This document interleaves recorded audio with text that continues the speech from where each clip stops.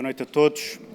No início da intervenção da Catarina, ela explicou muito bem porque é que todas as histórias que nos foram contadas pelo anterior governo sobre a nova economia que estava a nascer em Portugal e que levariam certamente as pessoas que ouviam Pedro Passos Coelho no telejornal a irem rapidamente à janela a ver se haviam a nova economia.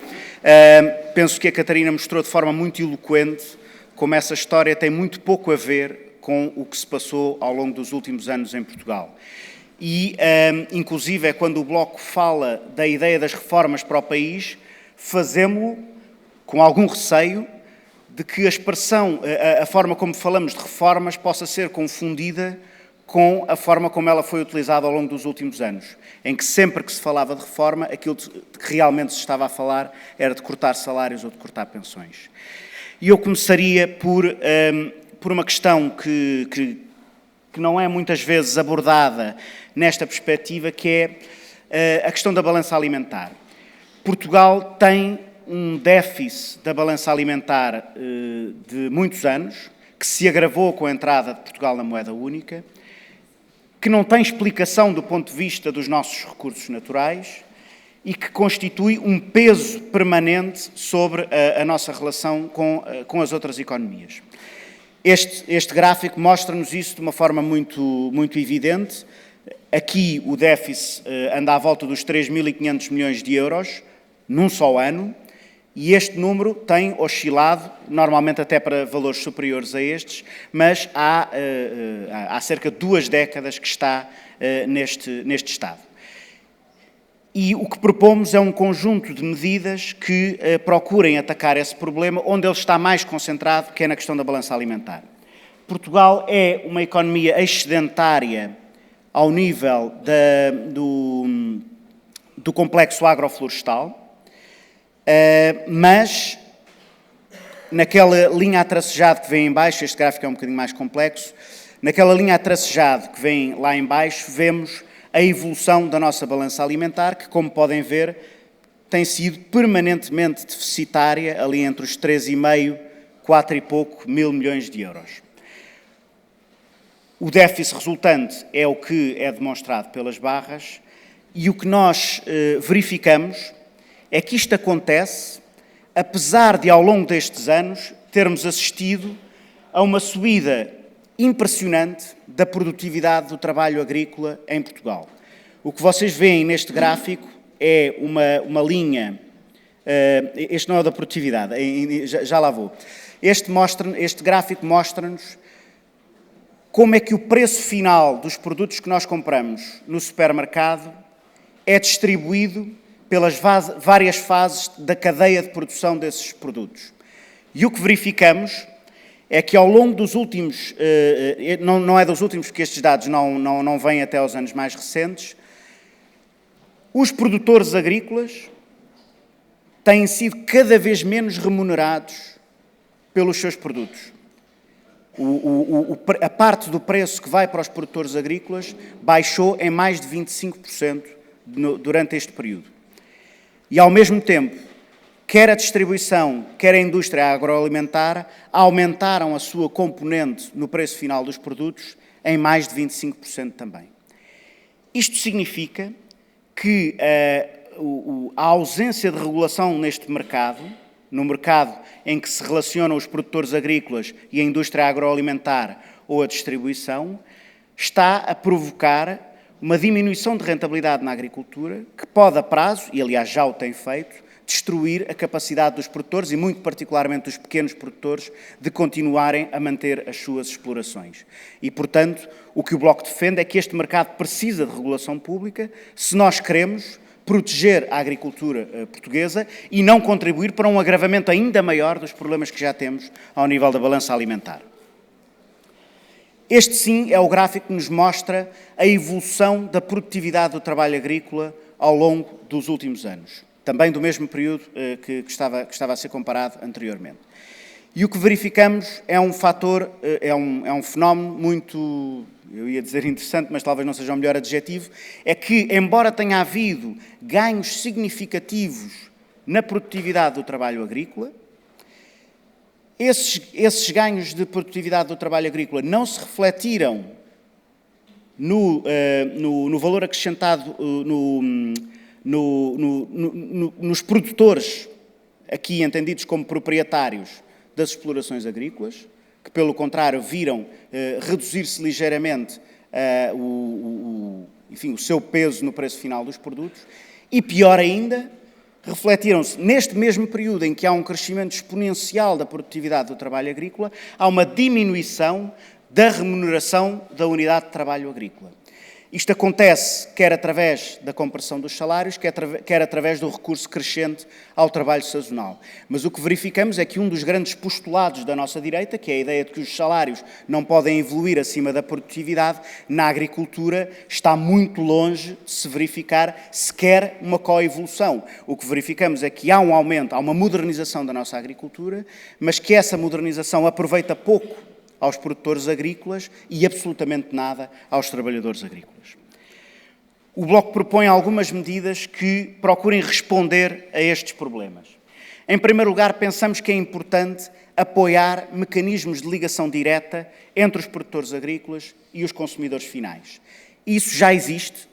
Há hoje pequenas explorações agrícolas que organizam a sua própria distribuição, sobretudo em grandes centros urbanos, mas fazem-no não beneficiando das economias de custos que poderiam ser proporcionadas por uma política pública que apoiasse essa distribuição. Isso pode-se fazer, por exemplo, através da reativação de mercados, de venda direta ao consumidor, pode-se fazer através de apoios do Estado aos investimentos que as explorações agrícolas façam na distribuição direta dos seus produtos, etc. Por outro lado, o Bloco defende que todos os serviços públicos que tenham cantinas, hospitais, escolas, universidades, prisões, serviços de ministérios, que todos esses serviços recorram, abasteçam as suas cantinas numa lógica de proximidade, criando uma ligação direta com exploradores das zonas circundantes a essas localidades e, dessa forma, contribuam para resolver vários problemas. Em primeiro lugar, obviamente, a capacidade desses produtores escoarem os seus produtos a preços que lhes assegurem margens mínimas de rentabilidade. Em segundo lugar, privilegiar a produção nacional no abastecimento dessas cantinas. E, em terceiro lugar, reduzir a pegada ecológica que está associada ao transporte dos produtos agrícolas e, nomeadamente, à sua importação.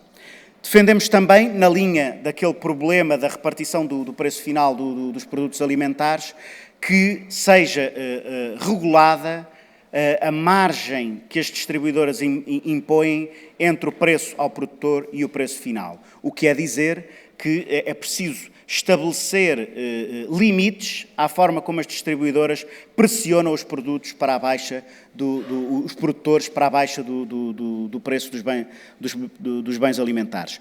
Nós pensamos que esta é uma medida de regulação do mercado que é absolutamente indispensável, porque o livre funcionamento do mercado a este nível irá continuar a destruir a nossa agricultura se não for controlado.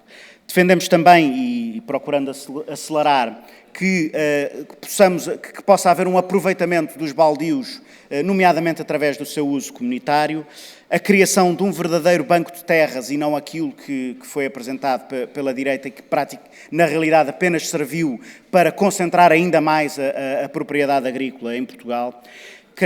Defendemos que se procure apostar numa agricultura de qualidade e, nomeadamente, no apoio à manutenção de espécies de variedades específicas nacionais através da criação de um banco público de sementes e, finalmente, defendemos que deve haver um princípio de prudência legal em relação a todos os organismos geneticamente modificados.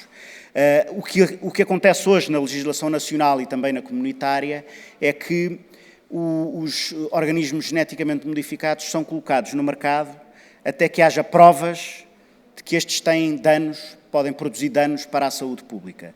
Ora, do nosso ponto de vista, isto equivale a fazer das pessoas, dos consumidores, cobaias da indústria alimentar. Os produtos são colocados no prato das pessoas e só se depois se verificar que há problemas de saúde pública, muitos dos quais irreversíveis, muitos dos quais que criaram epidemias enfim, que custaram milhares de milhões de euros a resolver, algumas não estão resolvidas e que tiveram impactos na saúde de milhares de milhões de pessoas. O que defendemos é que haja um princípio de prudência e enquanto um determinado produto não prove, sem margem para dúvidas, que não constitui nenhuma ameaça para a saúde pública, esse produto não deve poder ser comercializado. Numa segunda linha, iria falar um pouco do que se tem passado ao nível da energia em Portugal ao longo dos últimos anos. A questão da fatura energética e do nosso endividamento associado à importação de energia é uma questão que percorre vários setores da nossa economia. Por exemplo, o Pedro Filipe falará da questão da reabilitação urbana, onde a questão energética se coloca. Mais à frente falarei dos transportes, onde a questão energética também se coloca. E o que nós pensamos é que é preciso haver uma estratégia integrada para combater o nosso endividamento externo no setor da energia, que é também uma estratégia fundamental para atingir muitos dos objetivos ambientais com os quais Portugal se comprometeu, inclusive no quadro europeu. Compromissos esses dos quais, infelizmente, se fala bastante menos do que dos outros, do déficit e da dívida. Ao longo dos últimos anos, temos assistido a um disparar dos preços da energia aos consumidores. Os preços da eletricidade aumentaram quase 20% em apenas 4 anos, os anos da Troika, e a austeridade também passou por aqui. Os preços do gás aumentaram o mesmo em apenas 3 anos. E o que é interessante é que, apesar desta evolução, nomeadamente da evolução dos preços da eletricidade, esse conceito nebuloso que continua a existir no nosso debate económico, que é o conceito do déficit tarifário, continua aí, e mais, a avaliação do déficit tarifário das distribuidoras, de acordo com quem tem a responsabilidade de o calcular, aumentou, mesmo num período em que os preços ao consumidor subiram exponencialmente. E, portanto, esta é uma questão para a ciência económica procurar desvendar como é que, por exemplo, uma empresa como a EDP, tendo um déficit tarifário, e, portanto, tendo um déficit na sua principal atividade económica, tem, ao mesmo tempo, lucros anuais da ordem dos 1.000 milhões de euros. Mas tão importante como discutir esta questão do déficit tarifário é discutir de que forma é que é produzida a energia que chega às nossas casas. E o que verificamos aqui, este quadro tem muitas barras, eu vou tentar torná-lo mais inteligível. Na horizontal estão as várias fontes de energia que são utilizadas para a produção de eletricidade. Temos a hídrica, a eólica, cogeração renovável, outras renováveis, resíduos sólidos urbanos, cogeração fóssil, gás natural, carvão e nuclear. E o que verificamos é que a utilização de fontes de energia renováveis em Portugal é muito desigual conforme as distribuidoras. E nós pensamos que esta situação não é aceitável, porque ela cria um contexto de concorrência desleal em que diferentes distribuidoras competem no mercado, sendo que algumas delas produzem energia recorrendo a formas de produção muito mais poluentes e, neste caso, também formas de produção, estamos a falar sobretudo de distribuidoras estrangeiras que exportam eletricidade para Portugal. E, portanto, o que nós defendemos é que deve haver uma regulação pública que imponha limites mínimos a todas as distribuidoras, iguais para todas as distribuidoras, de utilização de fontes de energia renováveis. Isso pode ajudar a contribuir para resolver o problema do nosso saldo energético. Porque, por exemplo, eu não expliquei isso no gráfico anterior, mas a EDP é a empresa que utiliza mais energias renováveis no seu mix de produção energética e, pelo contrário, muitas das empresas que exportam eletricidade para Portugal são empresas que assentam muito a sua produção energética no carvão e no nuclear.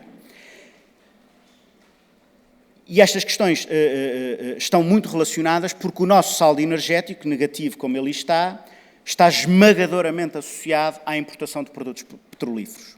E, portanto, quando nós discutimos os objetivos económicos e ambientais associados à substituição, à descarbonização da nossa economia, à substituição do combustível fóssil como fonte fundamental de produção de energia em Portugal, estamos a discutir este problema. Estamos a discutir os problemas ambientais, mas estamos também a atacar o principal fator de endividamento energético e da dimensão da nossa fatura energética em Portugal.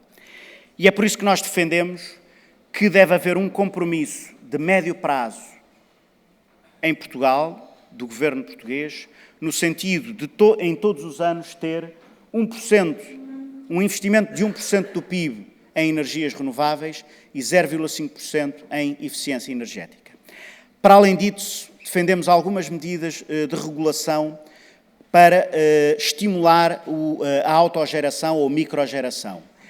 Atualmente, as pessoas que fazem investimentos para ter nos seus edifícios sistemas de autogeração de energia pagam um determinado valor quando o edifício está a consumir energia em termos líquidos, ou seja, está a consumir mais energia do que aquela que produz, que é o que acontece durante a maior parte do tempo.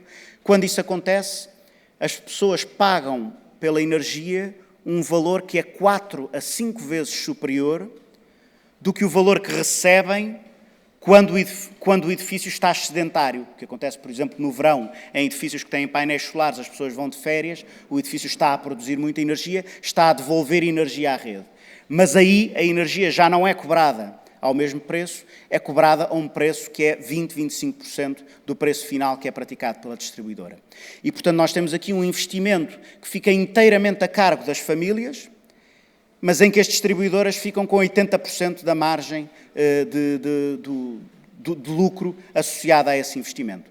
O que nós defendemos é que, através de duas medidas muito simples de implementar, o preço de devolução à rede seja igual ao preço que é praticado junto do consumidor final. Isso pode ser feito através da instalação de contadores bidirecionais, é aquilo que se chama ali o sistema de net metering, que são contadores que contam para cima quando o edifício está a consumir e contam para baixo quando o edifício está a devolver energia à rede. Ou então, nas distribuidoras que têm regimes como o da EDP, da fatura certa, quando é feito o cálculo anual e ajustado à fatura certa, seja também feito o ajuste à energia que foi colocada na rede e que esse ajuste seja feito aos mesmos preços que paga o consumidor. Defendemos também um conjunto de medidas de incentivo fiscal para facilitar as famílias que têm dificuldade em fazer investimentos na microgeração. Já referi a questão das cotas obrigatórias e crescentes de energias renováveis. Queria ainda referir a ideia de criar uma taxa de carbono sobre as indústrias poluentes que seja inteiramente utilizada para financiar a reconversão industrial de empresas que queiram adotar sistemas de cogeração de energia. Isto basicamente quer dizer que a elaboração das próprias empresas produz energia que pode ser aproveitada pelas empresas. E variando, conforme os setores industriais, os estudos sobre esta área mostram que as empresas podem reduzir até 70% o seu consumo energético através de investimentos neste tipo de sistemas. Finalmente, uma outra questão que está também muito relacionada com a questão da fatura energética, como é evidente, é a questão do transporte coletivo. Esta questão tem sido muito debatida, até a propósito de algumas das medidas fiscais que foram introduzidas no Orçamento de Estado para 2016. E a verdade é que a aposta e o investimento no transporte coletivo, quer no plano nacional, quer no plano dos grandes centros urbanos, é uma das escolhas estratégicas mais importantes que o país tem que fazer ao longo dos próximos anos. E, infelizmente, a escolha que tem sido feita é rigorosamente a inversa. O país tem desmembrado a sua rede ferroviária, quer através da cisão que ocorreu entre a REFER e a CP, ou seja, entre a infraestrutura e a exploração, uma cisão que não tem nenhum sentido operacional, que teve como único objetivo abrir caminho à privatização de partes da exploração, naturalmente das partes rentáveis, o encerramento de ligações e determinações da rede ferroviária, que prejudicam a sua cobertura e, portanto, prejudicam o próprio conceito de rede ferroviária, porque as pessoas utilizam a ferrovia se a ferrovia lhes permitir chegar aos sítios. Se há percursos que são interrompidos porque não há ligações ferroviárias, o que acontece é que as pessoas recorrem ao transporte individual. E, portanto, o que o Bloco defende é que se comece, desde já, uma política sistemática e de médio prazo de reinvestimento na ferrovia, começando por algumas ligações estratégicas e que possa, no fundo, aumentar muito significativamente a utilização da ferrovia, quer no que diz respeito ao transporte de passageiros, quer também no que diz respeito ao transporte de carga. Aliás, é interessante que o anterior governo, que tanto falava sobre as exportações, se tenha preocupado tão pouco com o problema dos acessos ferroviários de Portugal ao resto da Europa, que são uma questão absolutamente decisiva do ponto de vista da promoção das exportações. Mas o que nós temos verificado é, aliás, este indicador mostra bem como a ferrovia tem sido negligenciada na política de transportes em Portugal, também a este nível. O que verificamos ao longo dos últimos anos é que a política de austeridade não poupou sequer esta prioridade no acesso ao transporte público. Houve uma política generalizada de aumento dos passes, que afetou de forma particularmente brutal os setores abrangidos pelos passos de 418 e sub-23 e o passe para os pensionistas. Ou seja, no momento em que seria absolutamente estratégico criar novos incentivos para que as pessoas recorressem ao transporte coletivo, a política que tivemos foi rigorosamente a contrária. E, portanto, o Bloco defende que, numa primeira linha de prioridade, sejam concretizados 3 investimentos particularmente importantes: a concretização do metro do Mondego, da linha do Oeste e da linha do Algarve.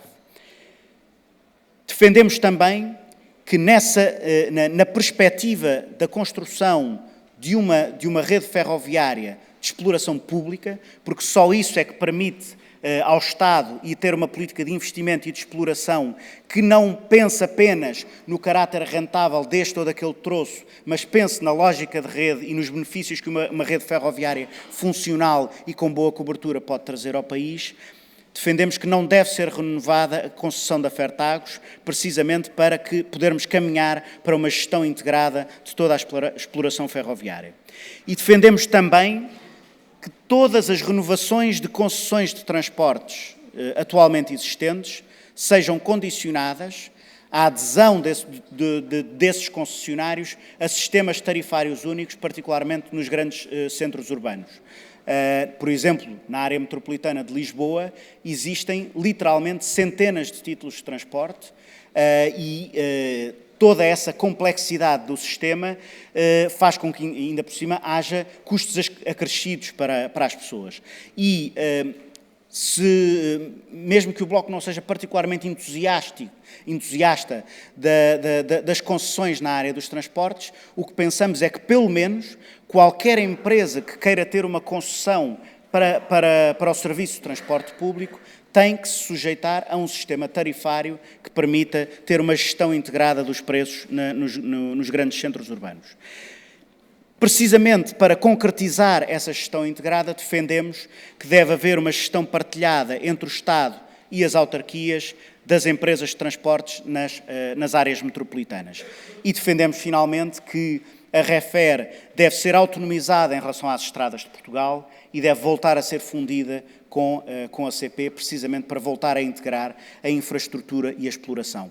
Esta lógica da fusão com as estradas de Portugal é uma lógica que parte mais ou menos de uma equiparação entre a ferrovia e a rodovia. A ideia é o Estado trata das infraestruturas e depois os privados tratam de andar em cima das infraestruturas, ou seja, o Estado fica com a despesa, os privados ficam com o lucro. E, portanto, estes são alguns dos pontos estratégicos do ponto de vista das mudanças económicas em Portugal. A questão da energia é uma questão, como eu disse, muito transversal e o Pedro Filipe irá também falar sobre ela a propósito do próximo tema.